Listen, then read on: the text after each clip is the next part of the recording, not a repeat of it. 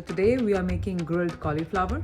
It's an air fry recipe, so minimal oil and quick to make. To make this, you need half a cauliflower. This is washed and cut into bigger size pieces. Half a lemon, 3 teaspoons of olive oil or any oil that you prefer, 1 teaspoon of coriander powder, half a teaspoon of cumin powder, half a teaspoon of dry ginger powder, red chili powder to taste, 1 teaspoon of turmeric powder, and half a teaspoon of garam masala powder. To start with, let's put all the spices in the bowl. Mix them well. To this, we will add some olive oil and mix it well. When the spices are well mixed, we will squeeze half a lime into this. Mix this well. Now just add all the cauliflower in. Mix the cauliflower well so that all the spices are coated on it evenly.